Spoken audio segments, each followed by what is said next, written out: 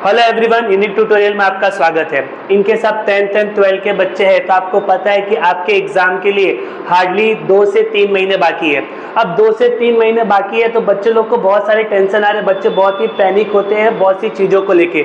उसमें से पहला रीज़न आता है कि एग्जाम हॉल में बच्चे बैठते कैसे, कितने सुपरवाइजर आते हैं, हमको एग्जाम में जो आंसर शीट मिलता है उसको लिखते कैसे, उसको फील कैसे करते हैं। तो इतना टेंशन लेने की जरूरत बिल्कुल नहीं है। जो एग्जाम हॉल में जो आपको आंसर शीट मिलता है वो नॉर्मली सिमिलर टू द आपके क्लासेस के आंसर शीट के जैसा ही है। जैसे आप क्लासेस का जब एग्जाम देते हो तो क्लासेस में भी आपको क्या मिलता है, सप्लीमेंट मिलता है, आंसर शीट मिलता है, और वहां पे भी आप क्या लिखते हो, आपका नाम लिखते हो, डेट लिखते हो, सब्जेक्ट का नाम लिखते हो। तो मोस्ट ऑफ करके आपका जो 10th और 12th का जो आंसर शीट आता है वो भी सेम वैसा ही लिखते हैं। तो आपको टेंशन लेने की जरूरत बिल्कुल नहीं है। चलिए तो आपको बताता हूँ कि आपको आंसर शीट को फिल करना कैसे है। और सबसे अच्छी बात है स्टूडेंट, आपको जो आंसर शीट मिलता है ना एग्जाम में वो 10 से 15 मिनट पहले मिल जाता है। मतलब आपका पेपर जब स्टार्ट होगा उससे 10 से 15 मिनट पहले आपको आंसर शीट दे दिया जाएगा। उस आंसर शीट को आपको क्या करना रहेगा, फिल करना रहेगा। अब आपका आंसर शीट होता कैसे देखेंगे तो आपने जो आपके क्लासेस का जो टेस्ट होता है, लाइक बोलता हूँ कि आपके क्लासेस का सप्लीमेंट है।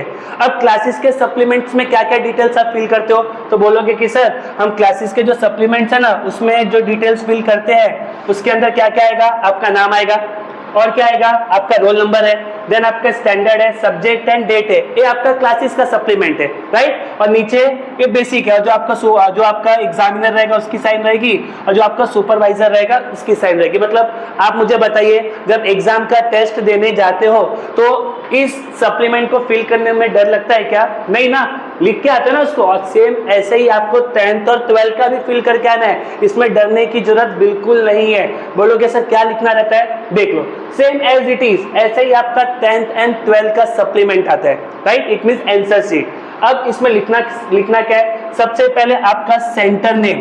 बोलोगे सर हमारा सेंटर नेम हमको सेंटर नंबर, बोलोगे सर हमको कैसे पता चलेगा कि हमारा सेंटर नंबर क्या है? सिंपल है, आपके पास आपका क्या रहता है, हॉल टिकट। उस हॉल टिकट पे सब कुछ लिखा हुआ है, आपका नाम, आपका सेंटर नंबर, आपका सेंटर कौन से स्कूल में, सब कुछ उसके ऊपर लिखा हुआ है। तो सबसे पहले आपको क्या फिल करके आना है, आपका सेंटर नंबर, राइट। उसके नीचे आपको क्या लिखना रहेगा, आपका seat number. Already seat number भी कहाँ पे लिखा हुआ है, आपके हॉल टिकट पे लिखा हुआ है। इन केस आप 10th के स्टूडेंट हैं तो यहाँ पे आपको सीट नंबर लिखना रहेगा, 12th के स्टूडेंट है तो 12th आपको यहाँ से, मतलब दोनों को सेम ही प्लेस पे सीट नंबर लिखना रहता है। उसके नीचे थर्ड ऑप्शन इन वर्ड्स, मतलब उसके ऊपर फिगर में लिखना है, उसके नीचे वर्ड्स में लिखना है, उसके नीचे आपका साइन।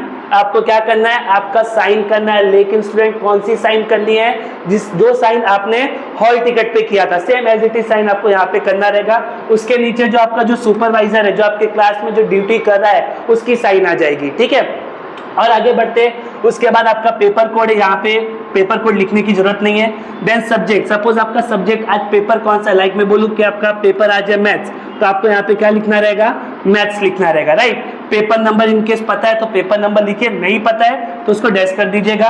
देन डेट, जो आपका डेट रहेगा, सपोज मैं अज्यूम करता हूँ कि आपका पेपर स्टार्ट हुआ था 15 मार्च 2025, तो यहाँ पे डेट लिख देना 15 मार्च 2025।